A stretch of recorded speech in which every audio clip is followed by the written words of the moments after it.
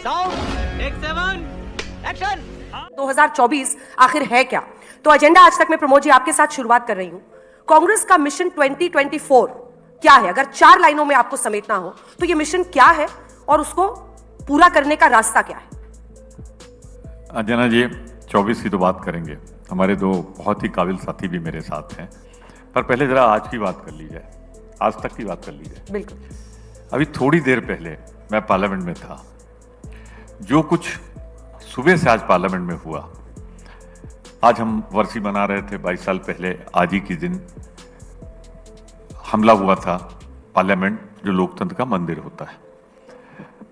अच्छा, सुबह श्रद्धांजलि दी और दोपहर में 1 बजे के करीब, पिछली बार तो कोई लोकसभा और राज्यसभा में घुस नहीं पाया था, हमारे बहादुर जवानों ने उन्हें वहीं रोक लिया था। लेकिन इस बार तो लोकसभा में, दर्शक दीर्घा में, और दर्शक दीर्घा से फिर लोकसभा के अंदर जहां हमारे सारे सांसद बैठते हैं, वहां तक 2 लोग प्रवेश कर गए। और अंजना जी विश्वास करिए, जब पुरानी बिल्डिंग छोड़ के जा रहे थे हम लोग तो बड़ा दुख था, पर यह कहा गया था कि नई बिल्डिंग सुरक्षा के दृष्टिकोण से अभेद किला है। अब वो अभेद किला तो सांसदों के लिए हो गई है, पर उनके लिए नहीं। और पहली बार मेरे ख्याल से शायद आज़ादी के पहले एक आध बार हुआ था, या ना हुआ हो, ब्रिटिश हुकूमत में था, वहां वो गए नहीं, उन्होंने बाकायदे बम फेंका, धुआं उड़ाया, पाउडर फेंका, जिससे भी धुआं निकला। तो सबसे बड़ा सवाल तो यह है कि राष्ट्रीय सुरक्षा से जुड़ा हुआ मुद्दा है, वहां पर इस सरकार अगर संसद की हिफाजत नहीं कर सकती तो इस सरकार से देश की हिफाजत की उम्मीद क्या करें? क्यों, क्या हुई? हमें तो ऐसा लग रहा था कि आज जैसे पुलवामा का रिहर्सल कर रहे थे। इत्तेफाक देखिए ना, दिन कौन सा चुमा, प्रधानमंत्री जी, गृह मंत्री जी आज शपथ दिला रहे हैं, वो है नहीं पार्लियामेंट के अंदर, और उसके बाद वहां पे धमाका किया जा रहा है। तो कहीं पुलवामा का रिहर्सल तो नहीं हो रहा आने वाले अगले 1, 2, 3 महीने में दिखे? मैं समझी नहीं, पुलवामा का रिहर्सल कैसे सर?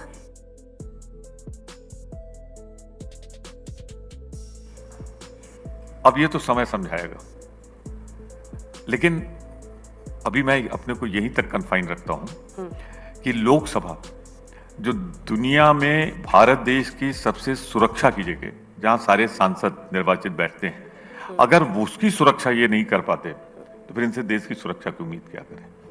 तो ये बड़ा भारी मुद्दा होगा चुनाव में। हम सिर्फ अपनी बात इतनी कह लें कि सरकार की असफलताएं आर्थिक मोर्चे पे, बेरोजगारी पे, महंगाई पर, और जो 10 साल पहले काले धन का वादा किया था आएगा, तो इंतजार ही कर रहे हैं। आपका पहुंच गया हो 15 लाख तो मैं नहीं जानता, मैं तो इंतजार कर रहा हूं। समझ रहे हो? समझ रहे हो आप? समझ रहे हो ना? 2 करोड़ रोजगार का इंतजार मैं एक कॉन्स्टिट्यूंसी रिप्रेजेंट करता हूं, बहुत दिनों तक करता रहा हूं, वहां के लोग कर रहे हैं, देश के लोग कर रहे हैं, कुछ मिला नहीं, महंगाई बढ़ती जा रही है। आज ही देख रहा था, खुदरा मूल्यों की महंगाई बढ़ी। तो ये सरकार हर मोर्चे पे असफल है। हम किसानों के लिए, खासतौर से नौजवानों के लिए, मजदूरों के लिए और देश की मध्यम MSME के लिए हम एक निश्चित स्वरूप लेके जनता के बीच जाएंगे, और हमें पूरी उम्मीद है कि हमारा जो गठबंधन है, ये गठबंधन इंडिया का 2024 में सरकार बनाएगा। अच्छा, ठीक है। पवन जी, बहुत सारे बिंदु इन्होंने गिनाए और बहुत सारे बिंदु पर आप लोग घेर भी रहे थे बीजेपी को, सरकार को। लेकिन कर्नाटक में जो जीत आप लोगों को मिली और लगा कि जैसे तस्वीर बदल रही है देश की राजनीतिक हवा की, उसमें 5 राज्यों के चुनाव आते आते हिंदी हार्टलैंड से आप वाइप ऑफ हो गए, यानी हटा दिए गए। तेलंगाना, कर्नाटक, हिमाचल प्रदेश, इन 3 राज्यों में अब आपकी सरकार बची है, बीजेपी की 12 राज्यों में हो गई है। ये क्या इशारा करता है? वो कौन सी चीज है जिसकी वजह से बीजेपी, आपको लगता है, छत्तीसगढ़, राजस्थान, MP जीत गई? अंजना जी, उस बेचारे घोड़े को भी लग रहा होगा किस गधे को बिठा दिया उसके ऊपर। ये बात सही है कि जो नतीजे थे वो हमारी आशानुसार नहीं आए, न आपकी आशानुसार एग्जिट पोल्स सही रहे, न हमारी आशानुसार नतीजे सही रहे। आपको और हमें दोनों को आत्ममंथन करना चाहिए। लेकिन इस बात का गर्व जरूर है और एक संतुष्टि है कि जो हमारा वोट शेयर है वो 40% के आसपास अभी भी बना हुआ है। तो आप ये कह दें कि उत्तर भारत से कांग्रेस का सफाया हो गया, वो गलत है। हाँ, दक्षिण भारत से भाजपा का सफाया पूरी तरह से हो गया है। माँ, मैंने कहा था ना, कैसी भी सिचुएशन हो मोदी जी हमें घर ले आएंगे। वॉर रुकवा दी पापा और फिर हमारी बस निकाली पापा। है और उत्तर भारत में 40% पे आज भी हम खड़े हैं। तो इससे यह साबित होता है कि पूरे भारत में शायद कांग्रेस इकलौती ऐसी पार्टी है जिसको आप पैन इंडिया पार्टी आज कह सकते हैं। लेकिन इसके साथ में एक लाइन और बोलना चाहूंगा, जिस तरह का मीडिया नरेंद्र मोदी जी को मिला है, बड़े किस्मत वाले हैं।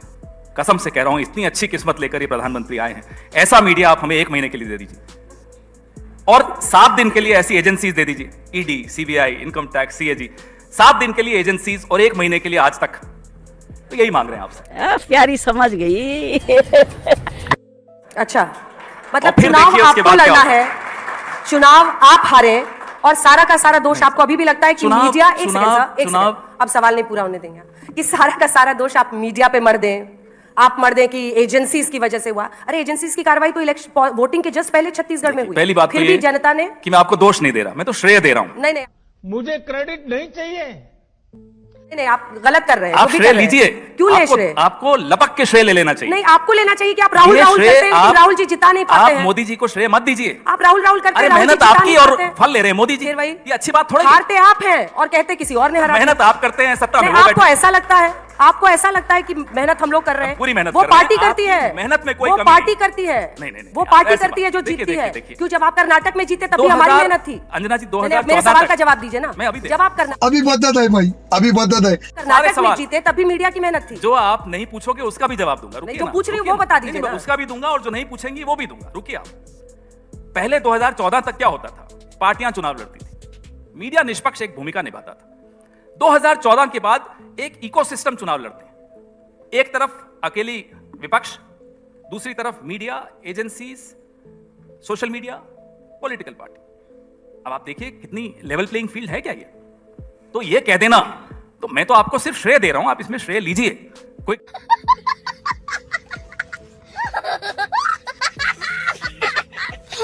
कोई गलत बात नहीं है इसमें। धूल चेहरे पर थी, आईना पोंछता रहा, यही आपकी बीमारी है। अरे साहब, यही आपकी बीमारी है। धूल चेहरे पे थी, आईना पोंछता रहा। शेरो शायरी का जवाब तो मेरे साथी देंगे। नहीं, वो भी देंगे, उनसे भी भिड़ेंगे, लेकिन उनसे भी भिड़ेंगे। कांग्रेस, आप तो सिर पे आज बांध के आए हैं कि क्या बोलना है। लेकिन क्या आप इस मंच पे मुझे बताएंगे कि तीनों राज्यों में कांग्रेस की हार का जिम्मेदार कौन था? देखते हैं आज पवन खेड़ा कितनी ताकत और हिम्मत दिखाते हैं। देखिए साहब, बहुत स्पष्ट है, जिस एजेंडा को लेकर हम लोगों के बीच में उतरते हैं, हो सकता है वो एजेंडा हम लोगों तक नहीं पहुंचा पाते।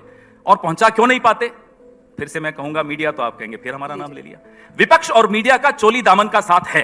बंद करो, हाथ जोड़ के मैं मोदी साहब से गुजारिश करता हूं। आज का विपक्ष अनाथ है, ये आप मानिए। इसलिए कहता हूं, तीन कांग्रेस के नेताओं को मंच पर बिठा रखा है। रुक जाइए। तीन कांग्रेस पार्टी के नेताओं को हमने मंच पर बिठा रखा है। रुक जाइए, आप तो 6 और ले आइए बीजेपी के, उनको भी हम झेल लेंगे, आप चिंता मत करिए। आप सुन लीजिए पहले मेरी बात, पहले सुन लीजिए। कांग्रेस हारी, आप ये बात कर रही है। अरे लोकतंत्र हार रहा है, उसकी चिंता आपको क्यों नहीं है? ये जो चुनाव के नतीजे आते हैं, इसमें तो चलिए एक पार्टी हारती है, एक जीत जाती है, आपका एग्जिट पोल हार जाता है, आप जीत जाते हैं, चलता है ये सब। लेकिन जो बड़ी हार हो रही है वो लोकतंत्र की हो रही है, उस पर आपका ध्यान क्यों नहीं है? कैसे चुनाव आयोग बनेगा आपने देखा कल पार्लियामेंट में? क्या इस तरीके से चुनाव आयोग बनाए जाएंगे? अगर ये कांग्रेस सरकार के दौरान होता तो आज नेशन विद अन्ना करके अंजना ओम कश्यप सुबह से